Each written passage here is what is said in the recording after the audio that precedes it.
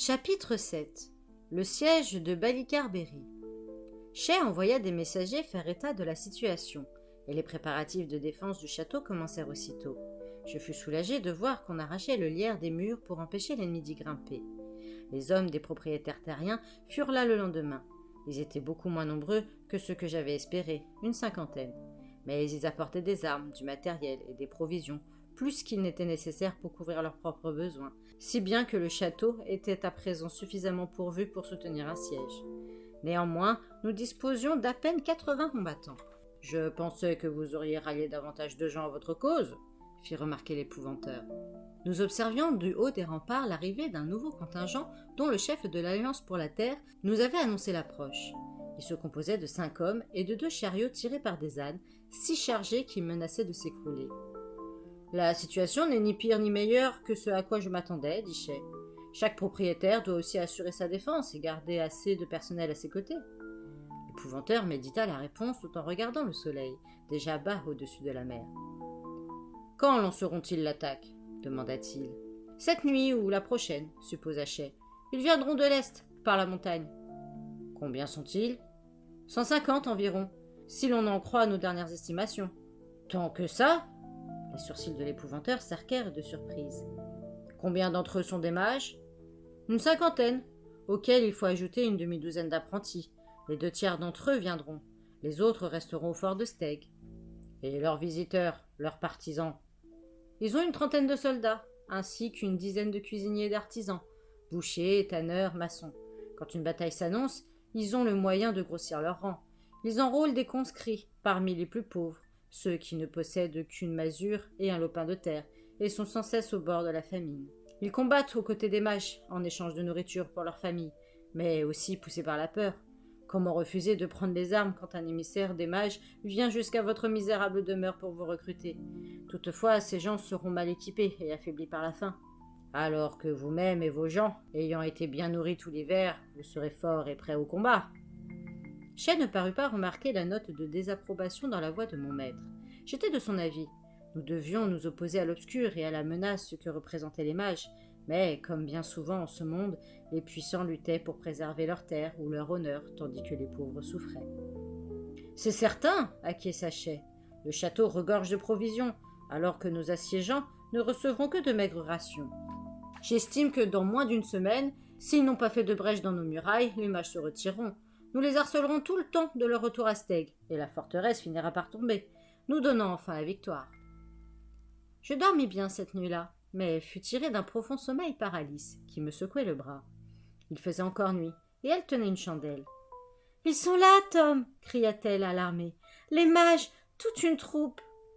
Je la suivis jusqu'à la fenêtre qui donnait à l'est. Aussi loin que portait le regard, on voyait des lumières sinuer dans notre direction. Nos ennemis arrivaient en force. Il était impossible de les dénombrer, mais, à en juger par ces lumières, ils étaient bien plus nombreux que ce que Shay avait prévu. Je fis de mon mieux pour la rassurer. « Ne t'inquiète pas, on a de quoi tenir ici plusieurs semaines. D'ailleurs, dès que la date de la cérémonie sera passée, ils s'en iront. » Nous restâmes assis devant la fenêtre, main dans la main, sans dire un mot. 2 feux de camp s'allumèrent bientôt tout autour du château. Alice avait sans doute la même pensée que moi. La sorcière celte devait être là, près de l'un de ces feux. Était-ce elle qui voulait se venger? Savait-elle que j'étais ici? Je me rassurais en me persuadant qu'elle ne pourrait pas m'atteindre. Les épaisses murailles me mettaient hors d'atteinte. L'aube apporta des nouvelles qui ébranlèrent mes espoirs. Une paire de bœufs tirait lentement vers le château un engin métallique monté sur roues. Ils avaient un canon, une grosse pièce d'artillerie. Alice et moi avions déjà vu une de ces puissantes bouches à feu en action. Elle avait permis aux soldats qui assiégeaient la tour Malkin de faire une brèche dans la muraille. Les artilleurs d'ici seraient-ils aussi adroits? Auraient-ils assez d'expérience pour ébranler les défenses du château de Ballycarbery? Ni Shay ni ses hommes ne paraissaient perturbés par ce qui se passait à l'extérieur. Après un copieux petit déjeuner de flocons d'avoine au miel, Alice et moi rejoignîmes Shay et l'épouvanteur sur le chemin de ronde. « Saviez-vous qu'ils avaient un canon ?» demanda mon maître. « Oui, je le savais. Il a été fondé à Dublin il y a plus de 50 ans et n'a servi qu'à 2 occasions, où il s'est révélé redoutable. Les mages l'ont acheté l'année dernière, mais d'après nos espions, il manque de canonniers expérimentés. » L'engin fut mis en position du côté ouest de la muraille. J'observais les hommes qui s'activaient autour. Pendant le siège de la tour Malkin, j'avais remarqué avec quelle efficacité l'équipe d'artilleurs travaillait, chacun accomplissant sa tâche avec une remarquable économie de mouvement. Parmi nos hommes, il y avait une demi-douzaine d'archers. Tendant la corde de leur arc, ils visèrent les canonniers. Mais la distance était trop grande, le vent contraire. Les flèches n'atteignirent pas leur cible. Un énorme boulet fut roulé dans la bouche du canon, la mèche allumée. Les canonniers se bouchèrent les oreilles. Il y eut un bruit sourd. Un jet de fumée s'éleva tandis que le boulet commençait sa trajectoire. Il retomba bien avant d'atteindre les remparts, zigzagant dans l'herbe, et finit sa course dans une touffe de charbon. Un concert de sifflets et de moqueries s'éleva parmi les défenseurs. Il fallut à l'ennemi 5 bonnes minutes avant de tirer le deuxième boulet. Celui-ci frappa le mur au pied du château. Quelques éclats de pierre tombèrent sur l'herbe. Ce n'était pas un bon tir. Cette fois, néanmoins, il ne fut salué d'aucun sarcasme. Le coup suivant était encore trop court. Après quoi, chaque tir atteignit un endroit quelconque de la muraille, sans entraîner aucun dommage sérieux. Seul le bruit était exaspérant. Shay alla parler à ses hommes, leur tapant dans le dos chacun à son tour. C'était un bon chef, attentif au moral de ses troupes. « Ces canonniers manquent d'expérience » fis-je remarquer à mon maître. « Ils devraient viser le même point de la muraille s'ils veulent faire une brèche. » « Alors, espérons qu'ils n'apprendront pas trop vite, petit, parce qu'ils possèdent une impressionnante provision de projectiles, et ils ont une semaine devant eux pour s'exercer. » C'était vrai. En plus des tonneaux d'eau destinés à refroidir le canon et de nombreux sacs de poudre, des dizaines de pyramides de boulets s'entassaient près de la pièce d'artillerie, et des chariots chargés de matériel attendaient plus loin. Tout ce qui manquait aux assaillants, c'était un peu d'entraînement pour utiliser efficacement leur redoutable engin. Au bout d'une heure, le canon se tut et un homme s'avança, sans armes, porteur d'un drapeau blanc qui flottait au vent. Il s'arrêta devant le portail et clama son message. Sa peur était visible. « Mes maîtres exigent que vous relâchiez immédiatement le mage Cormac. Remettez-le entre nos mains, et nous vous laisserons en paix. Un refus entraînerait de terribles conséquences. Nous détruirons vos murailles, et tous ceux qu'elles protègent seront passés au fil de l'épée. » Shay eut un rictus de colère. Les archers tendirent leurs cordes, visant le messager. D'un geste, Shay leur ordonna de baisser leurs armes. « Allez dire à vos maîtres que nous refusons, » cria-t-il. « Leur temps va finir. Ce château n'a rien à craindre des imbéciles qu'ils ont embauchés comme canonniers. Bientôt, c'est vous qui serez les assiégés. Nous abattrons votre fort, et il n'en restera pas pierre sur pierre. » Le messager tourna les talons et rejoignit ses rangs. 5 minutes plus tard, le canon grondait de nouveau. L'épouvanteur décida qu'il y avait là une opportunité de reprendre mon travail. J'étudiai alors l'histoire de l'obscur. Il poursuivit sa leçon tard dans l'après-midi. Il me parla d'un groupe de mages appelés les Kobalos, supposés vivre à l'extrême nord du pays. Bien que se déplaçant sur 2 jambes, ils n'étaient pas humains et ressemblaient à des renards ou à des loups. Rien ne prouvait leur existence, sinon les notes d'un des tout premiers épouvanteurs, un certain Nicolas Braun. J'avais déjà lu quelque chose sur eux. J'essayais donc de dévier la leçon sur un autre thème que je trouvais beaucoup plus intéressant. N'avions-nous pas affaire à des mages particulièrement maléfiques qui révéraient le dieu Pan ? Et Pan, demandai-je. Que sait-on de lui ? L'épouvanteur tira son bestiaire de son sac et le feuilleta jusqu'à la section consacrée aux anciens dieux. Me tendant le livre, il ordonna.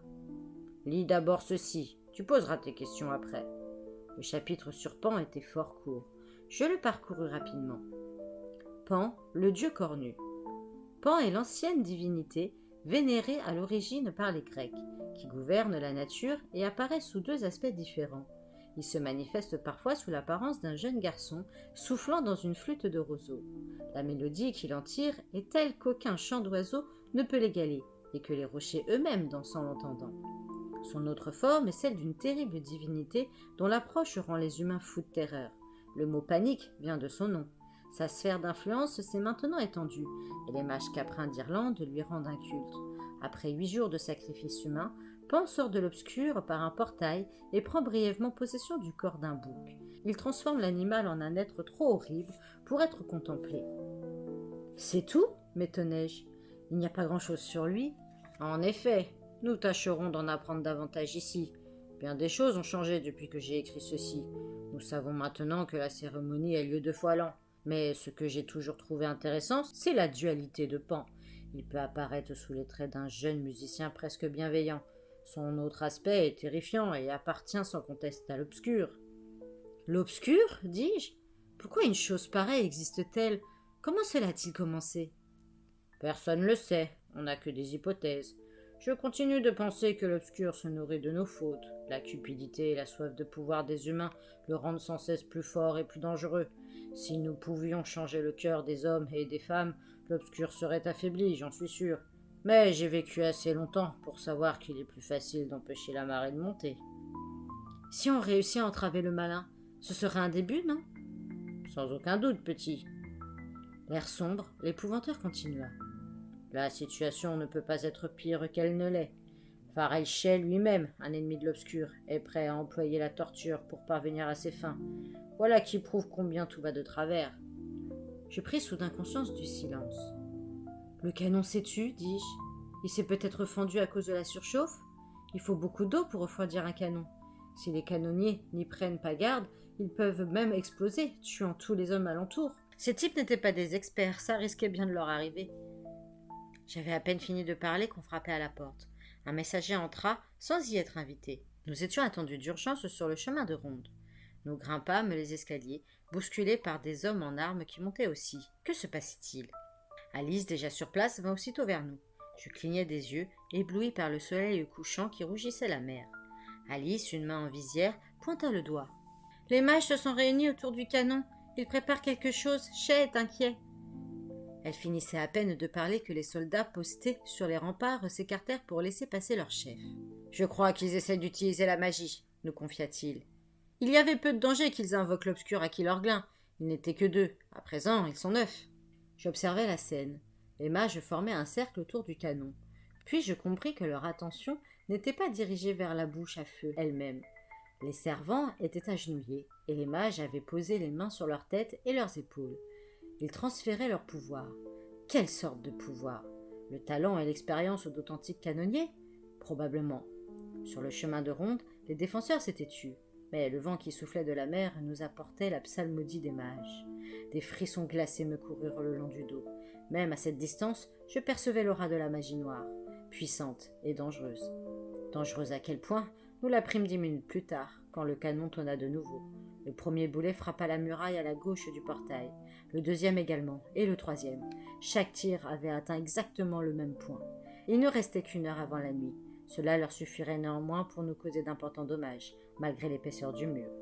La couche de pierre extérieure était déjà bien entamée, et les débris s'accumulaient dans l'herbe en contrebas. Les tirs reprendraient à l'aube. Ils pourraient bien avoir creusé une brèche avant le prochain coucher du soleil.